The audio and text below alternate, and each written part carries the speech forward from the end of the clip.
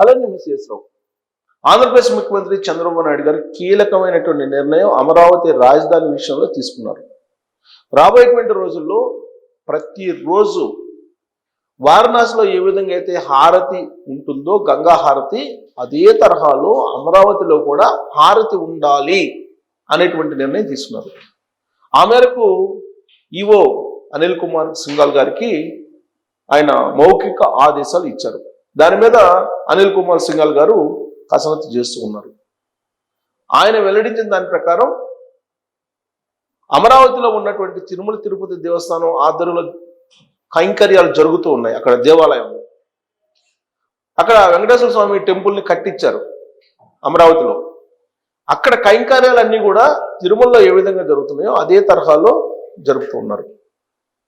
అక్కడ ప్రతిరోజు గంగా హారతి మాదిరిగానే అమరావతిలో కూడా హారతి ఇవ్వాలి అనేటువంటి నిర్ణయం తీసుకున్నారు. దానికి సంబంధించినటువంటి ఏర్పాట్లు చేస్తూ ఉన్నారు. త్వరలోనే ఇది ప్రారంభం కాబోతున్నది. సో అమరావతి ఇక అఖండం. తిరుమలలో ఏ విధంగా అయితే వెంకన్న ఎదురుగా అఖండ దీపం ఎలుగుతుందో అదే తరహాలో అమరావతిలో కూడా హారతి, అఖండ హారతి ఉండబోతుంది. ఇది ఒక కీలకమైనటువంటి నిర్ణయం. ఇక తిరుమల తిరుపతి తీసుకున్నటువంటి మరొక నిర్ణయం, మొత్తం 5,000 ఆలయాలు తిరుమల నమూనాలనే కట్టించాలి అనేటువంటి ఒక నిర్ణయం తీసుకున్నారు. తిరుమల తిరుపతి దేవస్థానం ఏ విధంగా అయితే ఉందో అదే నమూనాతో అదే తరహాలో 5,000 దేవాలయాల్ని వివిధ ప్రాంతాల్లో కట్టించాలి అనేటువంటి నిర్ణయం తీసుకున్నారు. ఈ 5,000 ఆలయాల్లో కూడా కైంకర్యాలు తిరుపతిలో జరిగినట్టు జరపబోతున్నారు.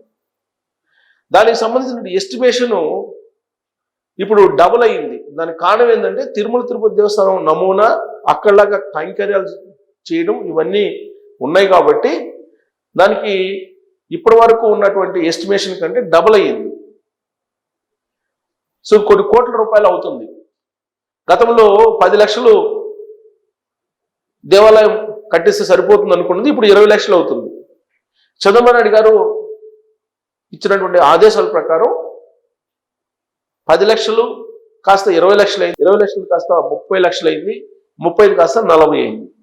ఈ 5 లక్షల దేవాలయాలు వివిధ ప్రాంతాల్లో నిర్మించబోతున్నారు. దానికి సంబంధించి దరఖాస్తులను ఆహ్వానించారు. ఇప్పటి వరకు దాదాపుగా 556 సుమారుగా దేవాలయాలకు అనుమతి లభించింది. ఆయా ప్రాంతాల్లో దరఖాస్తు చేసుకుంటున్నారు. ఆ ఆలయాల నిర్మాణం పూర్తిగా తిరుమల తిరుపతి దేవస్థానం నిధులతో నిర్మిస్తారా, లేదంటే దాతలు నుంచి వచ్చినటువంటి అమౌంట్ ఏదైతే ఉందో దాంతో నిర్మిస్తారా అనే దాని మీద ఇంకా చర్చ జరుగుతుంది. యాక్చువల్గా దాతలు అనేక మంది తిరుమల తిరుపతి దేవస్థానం ఆధ్వర్యంలో ఆలయం నిర్మాణం జరుగుతుంది అంటే దాతలు అనేక మంది అక్కడ ఉండేటువంటి వాళ్ళు వస్తూ ఉంటారు. వాళ్ళ నుంచి సేకరించినటువంటి విరాళాలతోటి ఆ టెంపుల్ని నిర్మించాలి అని చెప్పి భావిస్తూ ఉన్నారు.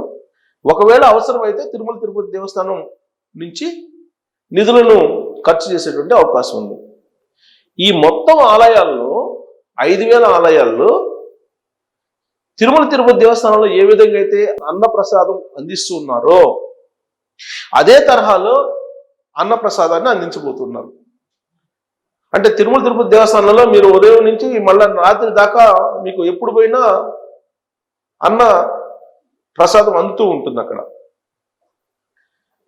అదే తరహాలో ఈ 5,000 ఆలయాల్లో కూడా అన్నప్రసాదం అందించేలాగా ఒక నిర్ణయం తీసుకుంది ఆంధ్రప్రదేశ్ ప్రభుత్వం.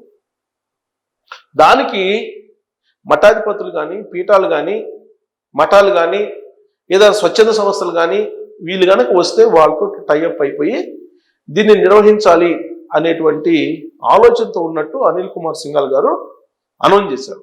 దీంతో పాటు తిరుమలకు వచ్చేటువంటి భక్తులు వాళ్ళకి అసౌకర్యం కలగకుండా సామాన్య భక్తులకి అక్కడ శీఘ్రంగా దర్శనం జరిగేలాగా ఏర్పాటు చేస్తున్నారు. దానికి ఆర్టిఫిషియల్ ఇంటెలిజెన్స్ని వాడుతూ ఉన్నారు.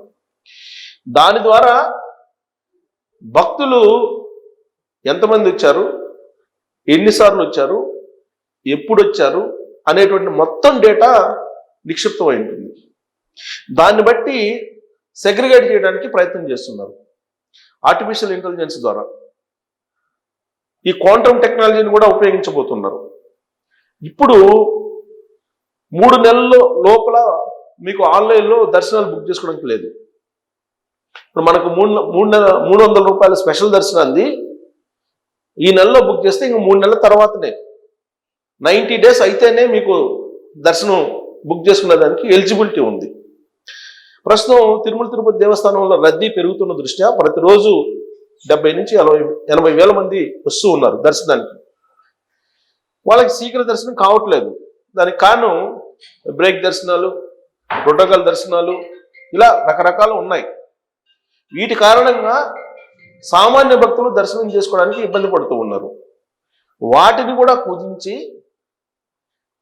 ఈ 90 డేస్ని దాన్ని ఇంకొక నెల పెంచాలా లేదా 2 నెలలు పెంచాలా, దర్శనాలకి కుదించాలి, దర్శనాలను లిమిటేషన్ చేయాలి అనేటువంటి ఆలోచన కూడా చేస్తున్నట్టు తెలుస్తుంది.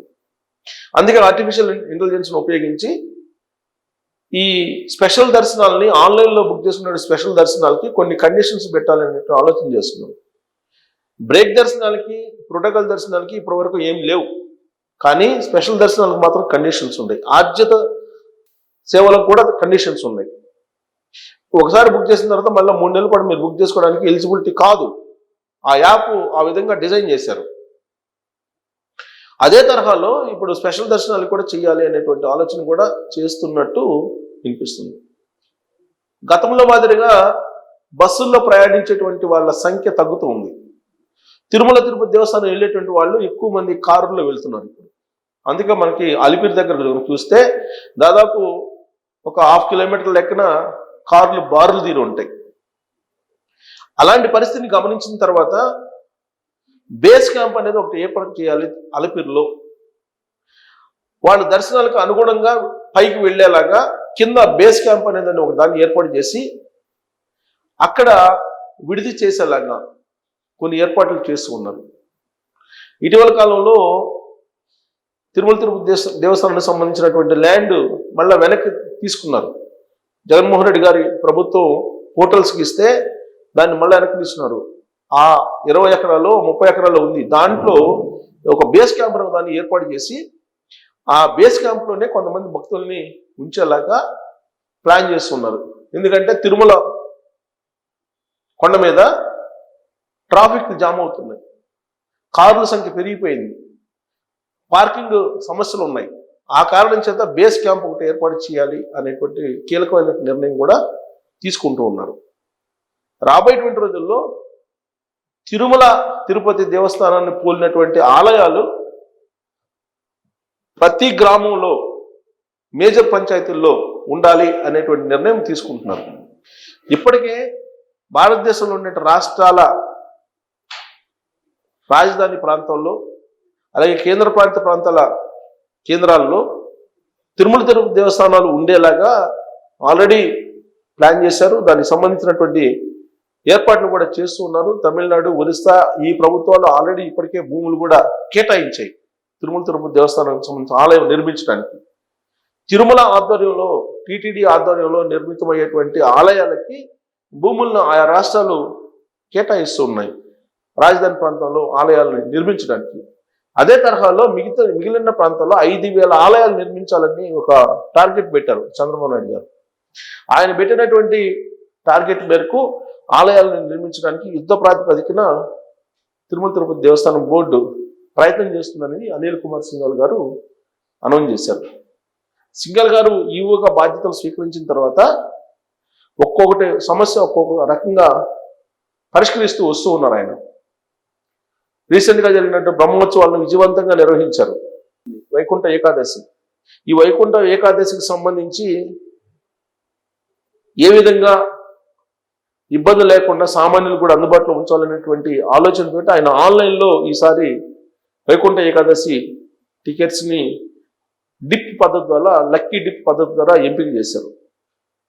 ఆ తర్వాత వైకుంఠ దర్శనాల్ని మొదటి 3 రోజులకు డిప్, ఆ తర్వాత ఆన్లైన్లో కూడా వెసులుబాటు కల్పించారు. ఆన్లైన్లో బుక్ చేసుకునే వెసులుబాటు కల్పించారు. సో వీలున్నంత వరకు ఇప్పుడున్నటువంటి ప్రభుత్వం తిరుమల తిరుపతి దేవస్థానం, తిరుమల వెంకన్న సామాన్యులకి దర్శనం చేసుకునేలాగా ఏర్పాట్లు చేస్తూ ఉంది. సో ఈ ఏర్పాట్లు అలాగే ఆలయ నిర్మాణాలు ఇవన్నీ ఒక ఎత్తు అయితే, అమరావతిలో తిరుమలలో మాదిరిగా అఖండ దీపం, అలాగే కాశీలో మాదిరిగా వారణాసిలో మాదిరిగా హారతి ఇవన్నీ ఉండాలనేటువంటి నిర్ణయం తీసుకున్నారు. తిరుమల తిరుపతి దేవస్థానం ఆగమ శాస్త్రం ప్రకారం అక్కడ కైంకర్యాలు అమరావతిలో ఉండే దేవాలయాలు నిర్వహించడంతో పాటు అక్కడే ఈ హారతికి సంబంధించి ఏర్పాట్లు చేయబోతున్నారు. త్వరలోనే ఈ హారతి అమరావతిలో ప్రతిరోజు చూడబోతున్నాము. ఇది రాబోయేటువంటి రోజుల్లో వారణాసిలో ఏ విధంగా అయితే ప్రాచుర్యం ఉందో ఆ విధంగా ప్రాచుర్యం పొందుతుందా లేదా అనే దాని మీద మీరు కామెంట్ చేయొచ్చు. Thank you.